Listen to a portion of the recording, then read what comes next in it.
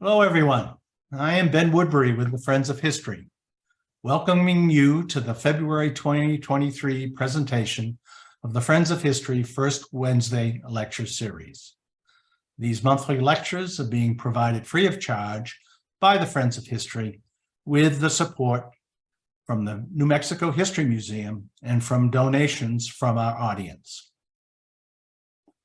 Today, we are happy to welcome Matt Barbour, the Deputy Director for the New Mexico Historic Sites and a Research Associate for the Office of Archaeological Studies in the New Mexico Department of Cultural Affairs.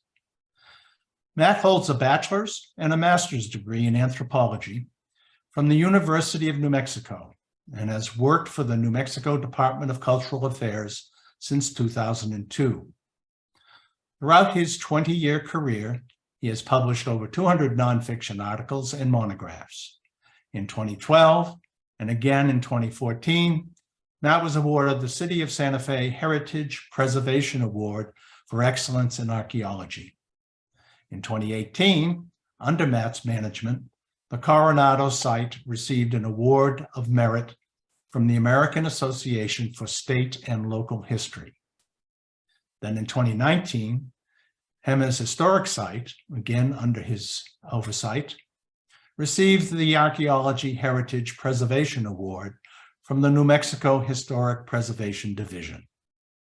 Quite a list of accomplishments. Today, Matt will examine the mining camps of Cooke's Peak, the once flourishing industrial center northeast of Deming, New Mexico. He has had the opportunity to study this site as a professional archaeologist. You can expect a most interesting presentation. Now, before we start, we encourage you, the audience, to ask questions during Matt's talk. Just use the chat box below the YouTube video screen.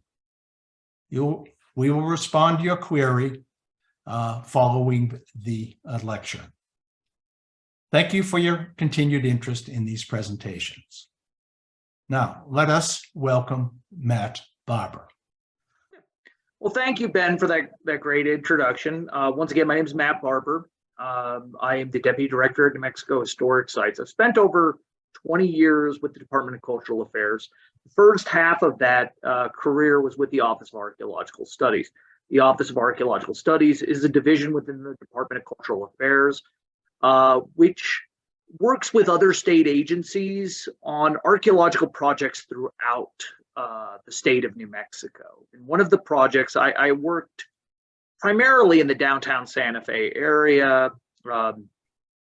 In fact, I started work excavating at the Palace of the Governors back in 2002. But a lot of my work outside of the Santa Fe area was in southwestern New Mexico, in and around the modern day city of Deming. And one of the projects I did down in that region was an archaeological survey of the Cooke's Range for the Abandoned Mines Bureau. Abandoned Mines Bureau does works with money from tax money from coal and gas industry to close mines throughout the state of New Mexico that are hazardous and perhaps not the safest regions for people to go exploring nowadays. And as part of that task, they have archaeologists come in and document what is there before they develop plans for closing off and making the areas safe for travel. And one of these areas was, of course, the Cooke's Range or Cooke's Peak. Cooke's Peak is, there we go. The Cooke's Range, which is dominated by one very, very large peak, Cooke's Peak, which you can see in the kind of the background of this image, the large peak in the background. The Cooke's Range is located northeast of Deming in Luna County, New Mexico. It's caused by I'm not a geologist, but it's caused by a tectonic uplift, which just pushes the earth from deep inside up to the surface in a really dramatic fashion. The height of the peak is actually about 8,408 feet in height. Very, very big, looms over the desert landscape both sides of the mountain range very clearly. And the geological mix of rocks includes igneous, metamorphic, and sedimentary rocks. So the whole smorgasbord of different geological materials that can be found in the Earth's core. And of course, because it pushes these materials up to the surface in and around the Cooke's Range, it makes it easy for these mineral elements located in the rocks to be detectable and exploitable. You don't have to dig very deep into the earth. And in fact, mining in the Cooke's Range focused primarily on lead, zinc, and silver extraction, though there was some gold, copper, and fluorite as well. The Cooke's Peak mining district was the most productive in Luna County. It is the most productive in Luna County. It's the biggest ever, producing more than 4 million in lead, zinc, copper, silver, and gold produced just between the years of 1876 and 1965. What you see here in the picture is a great example of what the Earth looks like in the Cooke's Range. Here we have a section of a mine that has completely collapsed in on itself because so many adits have been dug off the main shaft, causing the area to become compromised and unstable, and then eventually collapse in on itself, which is a good example of why these mines need to be closed in the first place. But before getting into the mining history, I think we need to take a step back and recognize Cooke's Peak's role in human history as a whole.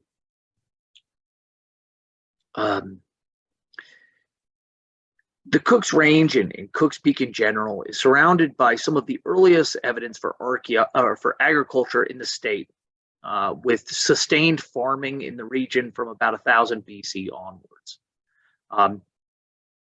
This is during the Archaic period. And of course, by the time we get into a more Puebloan period, as it were, this is one of the central regions for the Mimbres culture. In fact, Mimbres villages dotted the range by the 11th century.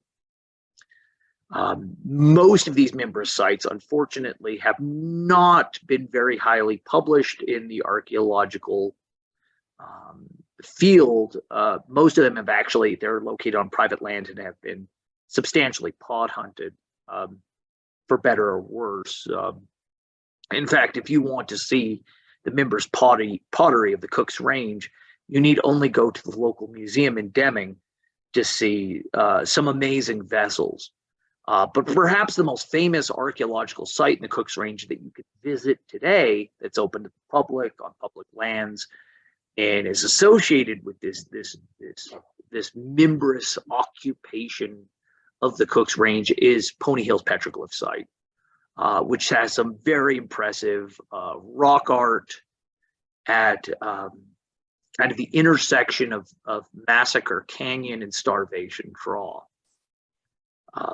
It has it's in an area where there is perennial water, which makes it a very, very popular point for peoples throughout all ages to come and exploit. This picture you see here is of a desert bighorn sheep, probably hunted by Mimbres people in the 12th century.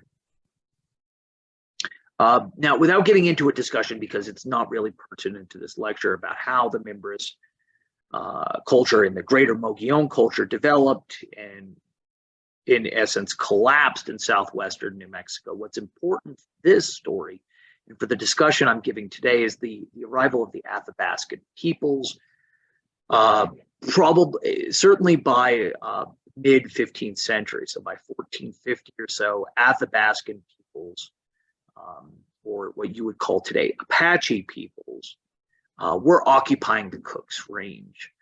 And even though our primary focus was on the survey and documentation of the mining camps of Cooke's Peak, certainly the presence of these Athabascan peoples on the landscape was all over the place. These Athabascan peoples to you are known today as the Chiricahua and Warm Springs Apache, who called Cooke's Peak Standing Mountain. And in fact, Cook Spring becomes the base of operations for many of these peoples. And it is the only large body of drinkable water between the Rio Grande and Mimbres River. So if you're making the trek west of Mesilla, moving over into the Mimbres Basin, you pretty much have to take this route, or you have to haul a lot of water on your journey. And associated features, and you can see some of those here, the pictures provided, included things like hunting blinds on the Cook's Range, ring middens for roasting, and wickiup rings. I don't have a picture of a wickiup ring there. Unfortunately, wickiup rings don't look very impressive in a photograph compared to some of these other features associated with Athabascan peoples. In some cases, these Athabascan peoples occupied the same spaces as Mimbres people before them, and certainly archaic peoples before them.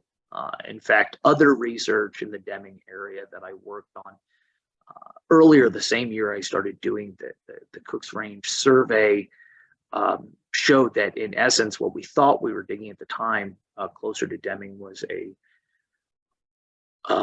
a seasonal camp for archaic hunters and gatherers exploiting materials along the Mimbres River.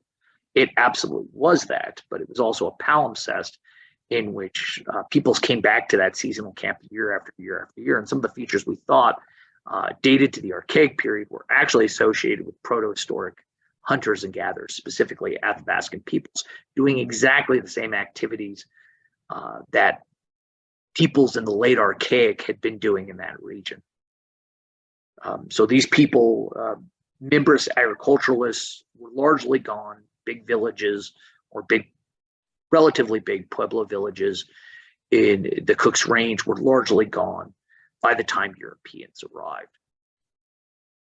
European history in the general area prior to the establishment of the mining district began just north of the Cook's Range at Santa Rita in 1800, when the Spanish opened copper mining operations there at what's sometimes called the Santa Rita or Chino mine, which is still active today for copper mining. That's really the first push of mining in the southwestern region of New Mexico. That's a bit further north. Certainly in the Cook's Range, Anglo settlers arrived in 1858 with the operation of the Butterfield Overland Mail Route. They operated a station at Cook Spring. Once again, it was the only water. So you have to take that route. In fact, for many of you, I know many of the friends of history are in the Santa Fe region, probably very familiar with the El Camino Real. The El Camino Real was, of course, the Royal Road, or maybe even the Santa Fe Trail, but I'm going to use the El Camino Real as the example. El Camino Real was the Royal Road that went from Santa Fe down into Mexico City. And most people in New Mexico say that I-25 is the modern equivalent of the El Camino Real, following at least a similar path. Well, down south in southern New Mexico, I-10 is kind of like the modern day equivalent of the Butterfield stage route. They're slightly off from one another, but the stage route had to hit that spring. I-10 can actually go just south of the Cook's Range. It doesn't have to go through the mountains. But prior to that, when you had horses and you're driving cattle, you had to go through the Cook's Range because you had to hit that water source. And of course, this was an important route. I mean, this route, the Butterfield Overland Mail Route, and later the stage route, was utilized by many peoples other than the mail operations. This was a main artery for goods and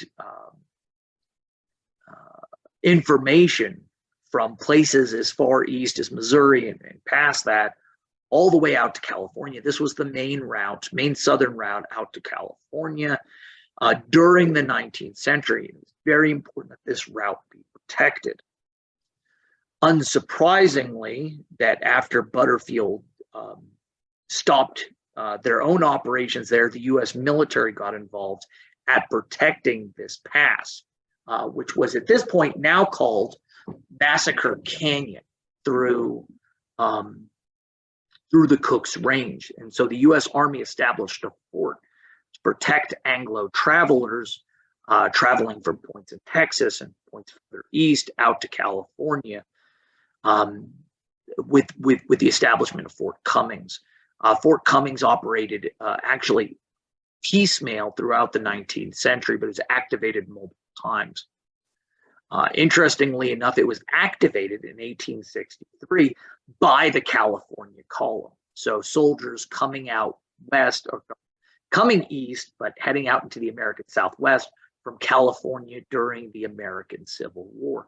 And of course, keeping this passage operational was pivotal to, in many ways, to the United States war efforts during the American Civil War. The Confederates had actually tried to take this part of New Mexico and develop it as Confederate Arizona. And so protecting this passage, protecting communication from New Mexico out to California was of great importance. And so the U.S. Army got involved off and on in the area. Now, mind you, they were primarily not interested in fighting Confederates here, but keeping hostile Native American peoples out of the pass. Interestingly enough, while it's called Massacre Canyon, and while there is some history to suggest that it was a massacre in the canyon at one point or another, details about when it happened, who was actually involved, are pretty much lost to history. There aren't a lot of details about what actually occurred there. Certainly, though, the Chiricahua and Warm Springs Apaches were a group of indigenous peoples who did, at times, raid Anglo caravans, raid Anglo settlements, and Fort Cummings was established for this purpose. It was during one of these intervals when the U.S. Army was not present that ore bodies were discovered in the general area by a prospector and rancher named Edward Orr. Eventually, this discovery would collectively be known as the Cooke's Peak mining district by 1890. And the Cooke's Peak mining district, which occupied most of the Cooke's Range, was then subdivided into three major mining camps, those being Cookstown, Hadley Town, and Jose Town. And we'll go through each of those in particular and look specifically at not only at some of the history of these places, but the archaeology of these places. So Cookstown, here's a photo of Cookstown in its heyday. Cookstown was a booming mining town from about 1882 to 1927. Now, you might say, well, if they discovered ore so early, why did it take so long to get Cookstown established? Well, unfortunately for Cookstown, it required the reestablishment of the U.S. Army at Fort Cummings, the repacification of the area against those mobile Athabascan peoples that were in the area that allowed an Anglo settlement to start to flourish in the Cooke's Range. And the Cookstown is located in the very northeast corner of the range. I'm not going to give exact examples of where some of these features are located because these are dangerous and hazardous sites to face. Instead, we're going to look at pictures of things, not necessarily specific locations. Cookstown had as many as 30 permanent residences, which doesn't sound like a lot, but you have to remember that those white structures you see up on the hill there, those aren't permanent residents. That's actually how most people lived, and those are just literally tents. In these permanent residents, there was also numerous commercial businesses, including a reported 16 saloons. It did not have a church, but it did have a schoolhouse. There were children living in the community. And this picture here gives you an idea as to what the haphazard settlement of Cookstown looked like. Here we can see some more closer images today. In fact, the image you're looking at is that same, the upper left is that same region. It doesn't look very impressive. And then even closer up, you can see in the lower right-hand corner what some of those structures look like today, which is low-lying stone walls. In some cases, most of them are actually, most of the places where the buildings were are literally just tent pads, which you find retaining walls and things of that nature associated with the various tents or buildings associated with Cookstown. Here we also have pictures of an abandoned automobile, which has been completely stripped out, as well as when you're walking around this town, the random shaft you encounter, and that shaft that you see there in the upper right plunges down, I want to say 100 feet. Very, very, very dangerous, just randomly put out there. And these were the kind of things we were looking not only to identify the cultural aspects, but making sure we could identify these shafts and make sure they were properly closed, so that people didn't go exploring into these places. But this is an idea of what the Cooke's Range looks like today. We'll get into some more detail about some of the features a little later. Secondly, we had Hadley Town. Hadley Town was actually closer to Fort Cummings. It was actually established a little bit earlier. In fact, it was established circa 1880, which is the very year they reoperated Fort Cummings. So literally, and this is probably where Orr initially found the lodes. It's not the wealthiest area, but it's as far as terms of mining resources, but it's close enough to Fort Cummings that literally, as soon as Fort Cummings opened, they opened up this camp. And it went till about 1929 in its heyday. It was named after Walter C. Hadley, who had been a miner and prospector, which helped to found the nearby Lake Valley. Lake Valley mining operations being further east. The community at Hadley Town centered around the Graphic Mine, which is the mine you see up close in the left-hand photo. It included a post office, 5 saloons, 2 female places. I bet you can imagine what those are without me spelling them out, and a general store. It was a substantial, not as large as Cookstown, but certainly a substantial mining operation. In fact, the 2 towns today, one of the things that separated the 2 communities at various times in the past was a large Apache rancheria near Hyatt 2, a Mimbres site, that with the Apaches were staying at the rancheria, or the place that the Apaches sometimes occupied. You couldn't travel between Hadley Town and Cookstown because it would lead you, the way, the passage between the 2 would lead you right through the Apache camp. Here we have Hadley Town today. You can see the Graphic Mine in the distance in the upper left. You can see those big waste piles associated with the huge amounts of earth they pulled out at Hadley Town. And then closer, more up close personal picture, it's another old derelict car, because it just make pictures in general. But if you notice the small retaining wall that is kind of up to the forefront of that car, that retaining wall is flattening out a space for a tent pad, and that's how most people live. So even though people tend to think of houses as stone buildings and stuff like that, for most of the miners in the Cooke's Range, they took the tents with them when they left. And what you're left with as evidence of their one-time living on the site are these kind of tent pad retaining walls. Similarly, here's a stone structure out in Hadley Town today, as well as the main shaft, or one of the main shafts into the Graphic Mine. And if that looks like a little ladder that seems to go straight down into darkness, it absolutely is. Okay, and then lastly, we had Jose Town. Jose Town was occupied for a long time, but it really only had a boom in a few years. It was located the northwest portion of the range. So actually, if you, instead of going south from Cookstown to Hadley Town, if you went directly over the mountains, Jose Town was directly west of Cookstown across the range. It actually was called a whole bunch of different names before Jose was called. It was originally called Raphael, and then they decided they wanted to call him Alma, but Alma was already taken, so it became Jose. And according to the few documents which describe Jose Town, it consisted of a few old shacks. one of which served as a post office for about 3 years.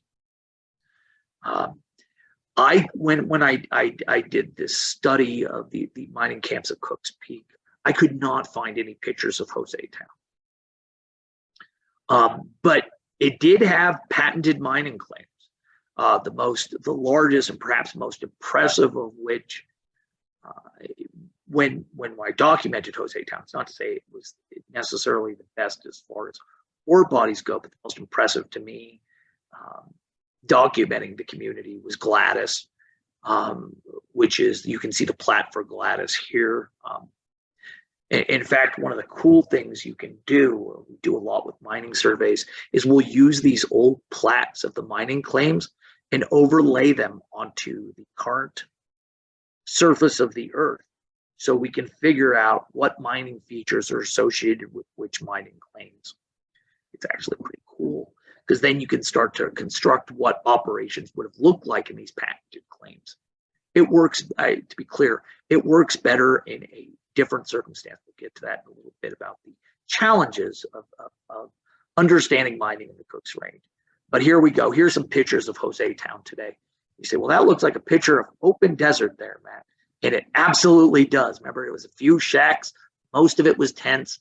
There are no real standing structures at Jose Town. There are some blown over structures, which we'll look at in a moment.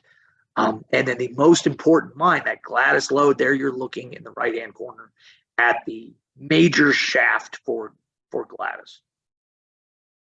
Yeah, it's literally just hidden in some bushes today. You wouldn't even know it's there. It's literally, you could throw a rock from the road to it. Easily. I mean, literally, you can walk 10 paces and hit the shaft. Here's one of those blown over, one of the 3 structures at Jose Town, blown over, still lying on the earth today, as well as some ore cart track that literally is on the side of a canyon dropping off into the Mimbres Basin down below. So you get a great picture of the great overlook of the Mimbres Basin, and then literally the cliffside in which they are operating these mines on. It can be pretty hazardous for people to come up and look at these places today. So let's talk mining, and really what we got down to, because we documented thousands of features on the Cooks Range during this archaeological survey and documentation. So we looked at the towns, we looked at all the mining features we could, so not just the habitation, but all the different attributes of the mining communities at Cooks Range.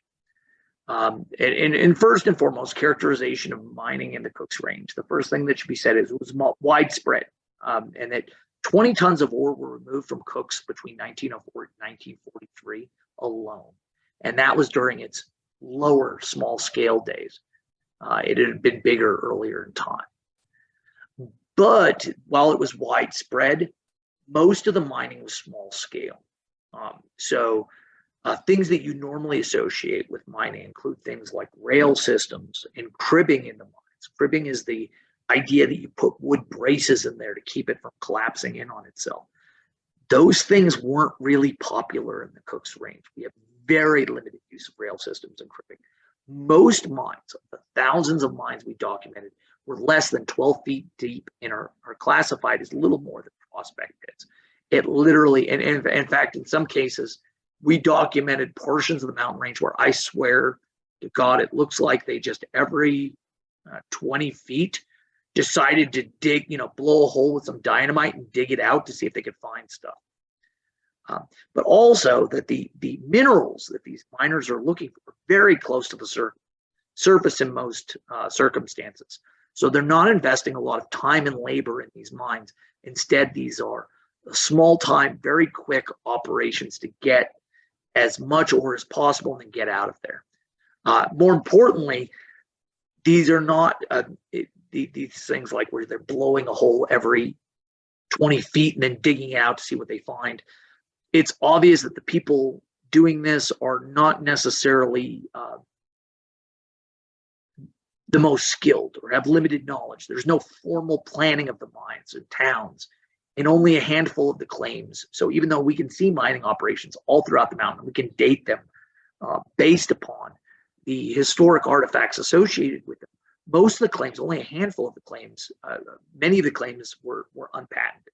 Only a handful were actually registered as claims where we can go, that's Gladys, that's, and so on. Most were just literally people going out there and just looking for stuff. And while you might think, well, wasn't that common in the American West? It is in some areas, but not in all. For example, probably the most famous mining communities in New Mexico are located in the northeastern portion of our state near Raton.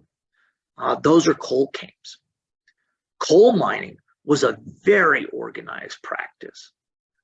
It's the exact opposite of Cooke's Peak. Coal mining, you brought in professionals from the East Coast, you developed large rail systems, you developed incredibly safe mines, you planned your communities, how people were going to live in the company towns, so on and so forth. You have nothing like that at Cooke's Peak. So at least from an archaeological perspective too. But we do also have some archival evidence that supports that as well. In fact, this newspaper from 1968 from Murdy McDaniel Moore, the name will make more sense in a minute as to why she would be an important, knowledgeable person about this, but she had lived her whole life at the Cooks Range, and she was very old in 1968. This is the Summit Mine at Cooks Range, one of the more professional mines, right? This is how people at Cooks Range would love to portray themselves. It's very professional, safe mine with ore tracks and stuff like that. But this is what she says. There were as many as 1,000 men working in the mines at one time. Most of the workers before the turn of the century were from a tribe of Indians in Mexico. These Indians were employed mostly as ore carriers. A bag of a 50-pound capacity was held on their backs by a strap across their forehead. Carrying this load in such an awkward way, the men would walk through the tunnels and up primitive ladders at the mine entrance, deposit their burden, and go back for another load. A few years later, tracks were laid through the mine, and one man could push a car containing 200 pounds of ore. If that knowledge of those sacks on native heads sounds kind of familiar, sounds like something out of the colonial age, it absolutely is. It was a very, very outdated practice by the 19th century, but it was one they used to great effect in the Cooks Range. So this might get you an interest. What do you mean? Most of the miners were actually Indians from Mexico. That got me very interested as well. So we did have the patented claims. So, and most of the people who patented claims in the Cooks Range had Anglo names. In fact, the most prominent mine owners included Elysion or Eliazon or Upton McDaniel. That's where that old lady at that point, where her family comes from, Riley George, Charles Poe, Edwin Hyatt, and A.P. Taylor. All of these gentlemen who patented these claims with these Anglo backgrounds, none of them had a background or history in mining. They were literally guys that just wanted to own the profits and own the land. McDaniel, his family was famous because he was the postmaster at the nearby Fort Cummings. So the guy who owned the most mines in Cooks Range was the guy handling the post at Fort Cummings. Another guy who owned a lot of them controlled the only drinkable spring. It's amazing how these things kind of go. Remember, water was not something that was easily available in that area, and George really did get the water. The people that we see on this chart, as far as identified through patent claims, are all Anglo folks. These names all represent people who had no experience in mining. They included McDaniel, who was initially the postmaster of Fort Cummings, George, who controlled the only drinkable spring, Poe, who owned the general store, and Hyatt, who was a rancher in the area. And if the Hyatt name sounds familiar, I said that the big Mimbra site on which that rancheria was called Hyatt 2. That the same family today that gives the name to the Mimbras Pueblo on their property. And yes, because there's a Hyatt 2, there's definitely a Hyatt 1 also on their property.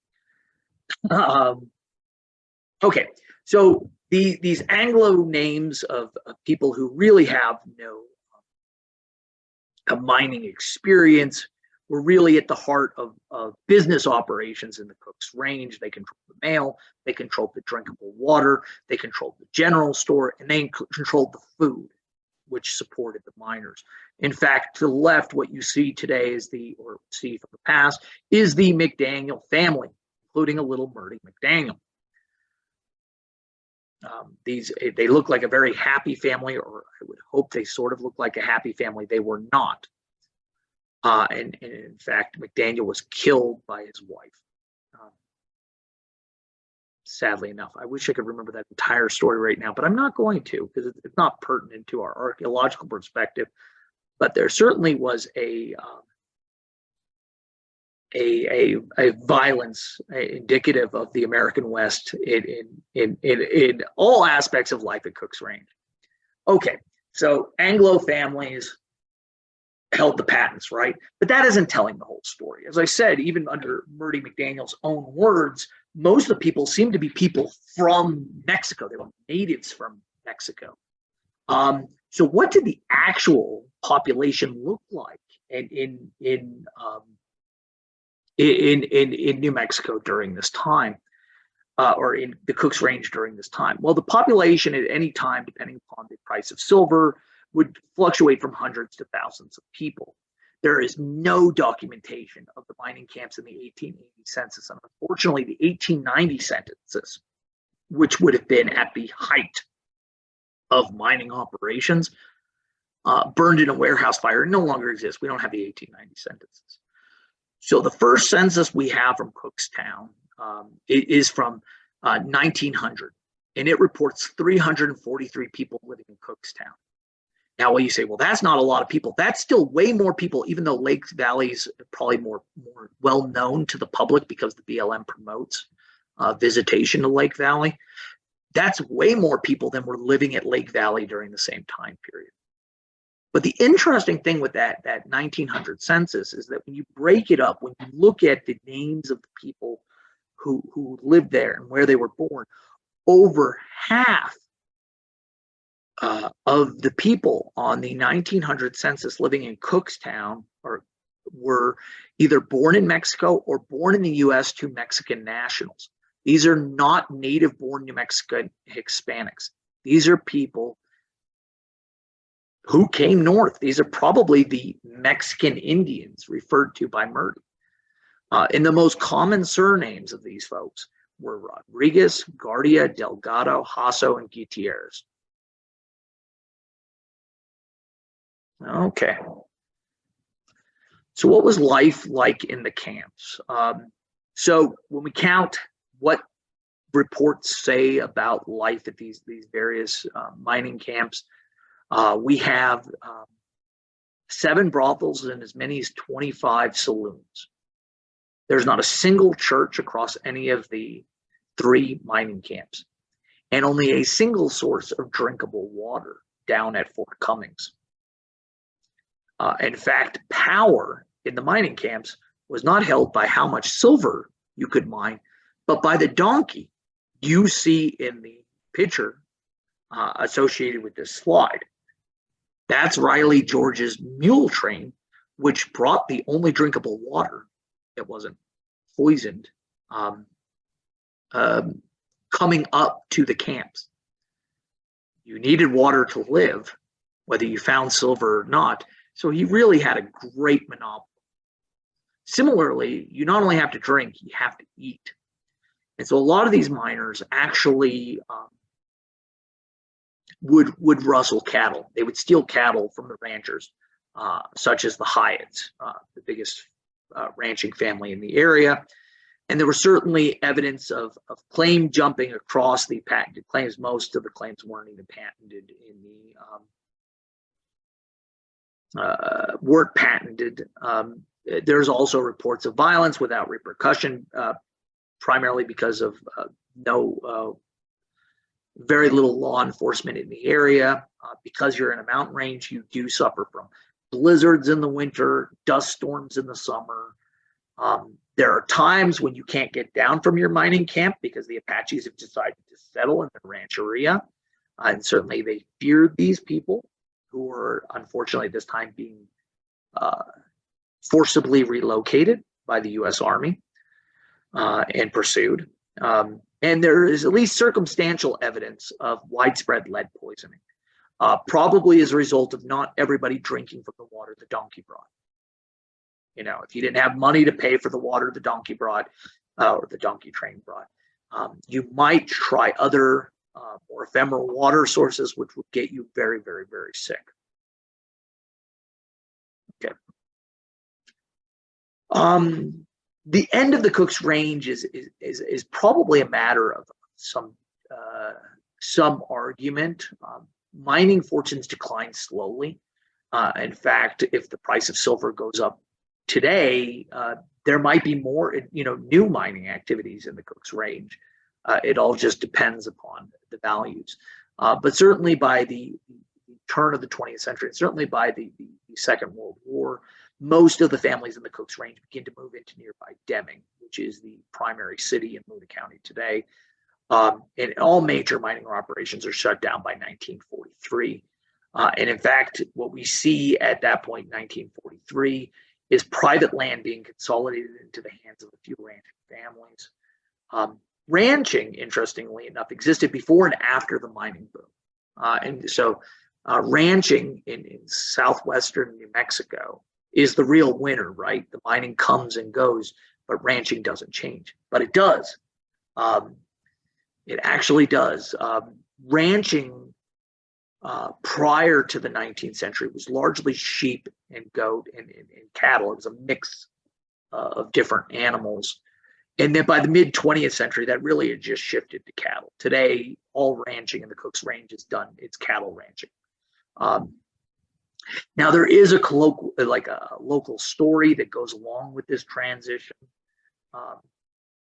There is a popular story, somewhat popular story, that one year the ranchers had shorn, taken all the wool off the sheep, and then a freak blizzard came through and killed the herds off completely, and that's how they switched to cattle by the mid-20th century. That's a great story, and it might be true. However, the transition from New Mexicans raising sheep, goat, and cattle to just cattle by the mid-20th century is a story and narrative that goes throughout New Mexico. It's a nationwide trend that we see throughout actually most of the country too.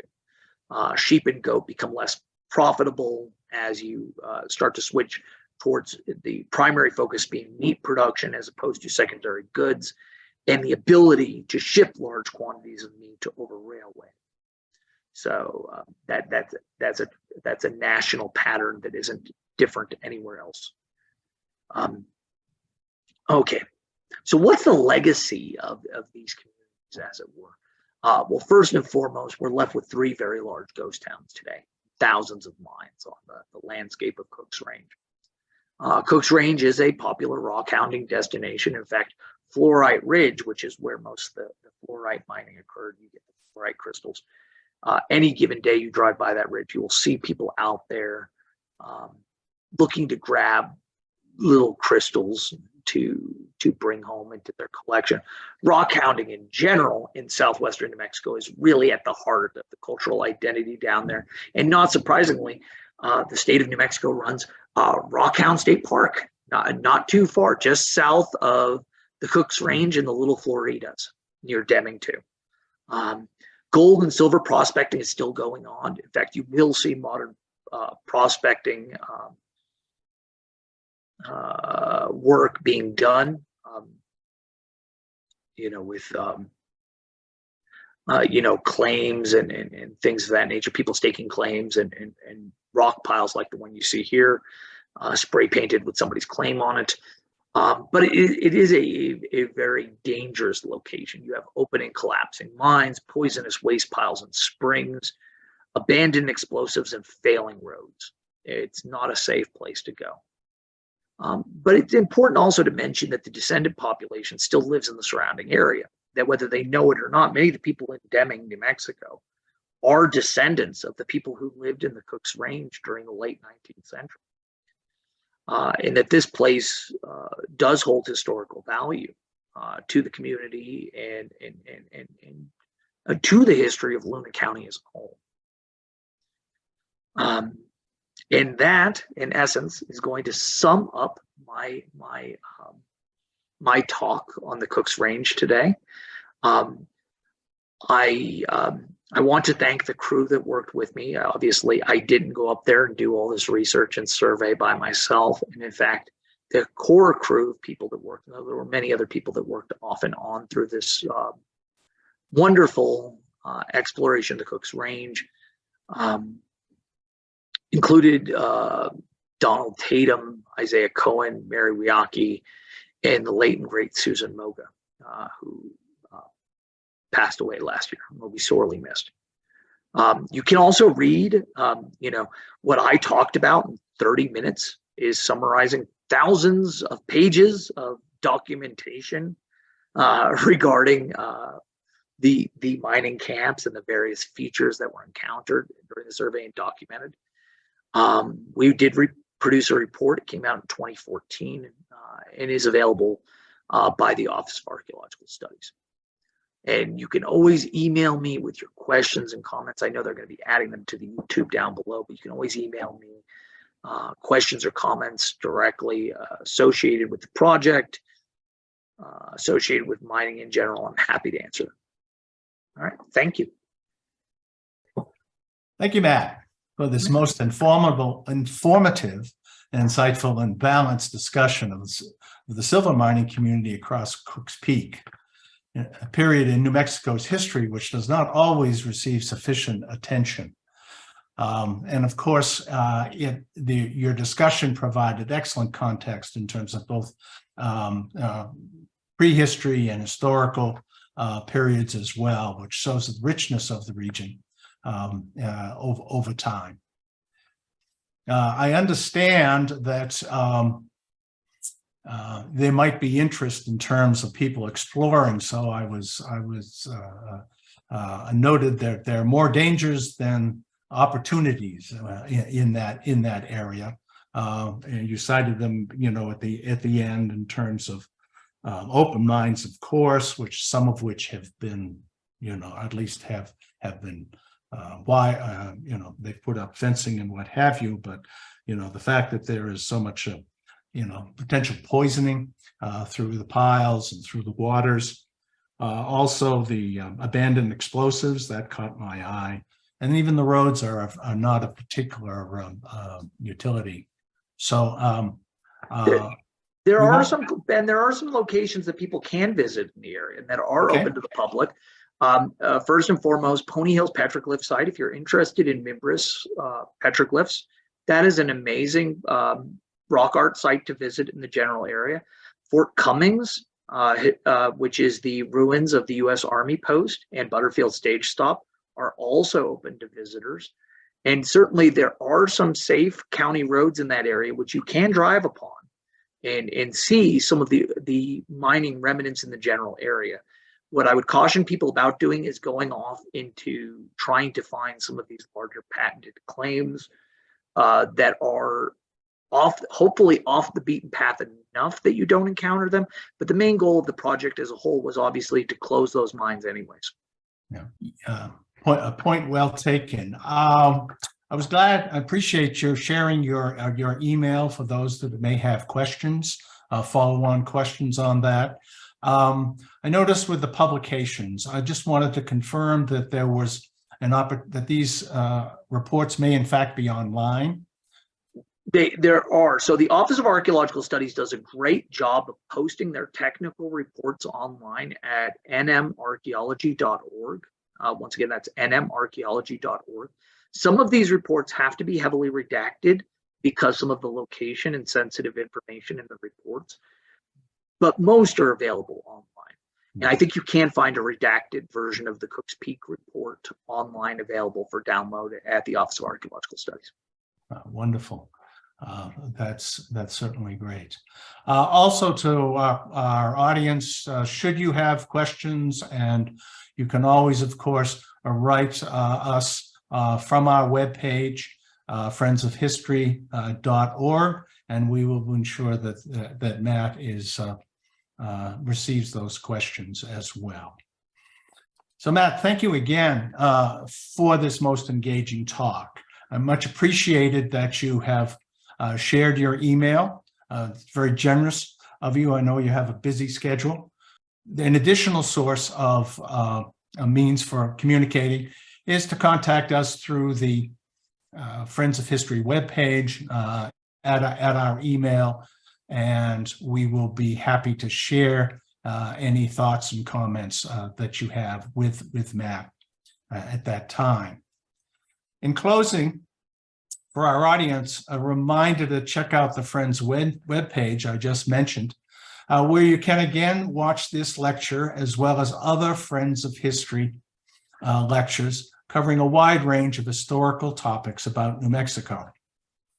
Of particular note for those interested in today's topic, you can watch the July 2021 talk on Santa Rita, New Mexico, 2 centuries of copper mining. And this is an open pit, a well-known open pit mine. And this provides an excellent introduction to the history of that site as well. Again, do come back to the webpage to learn about our upcoming 2023 topics in our first Wednesday lecture series, and more broadly about the Friends of History itself. Our audience can also join our mailing list either via the webpage or by emailing us at nmhmfriendsofhistory@gmail.com. And finally, consider making a donation, however small, so that we can continue to provide these informative lectures throughout the year. We look forward to seeing you in the months ahead. Goodbye for now.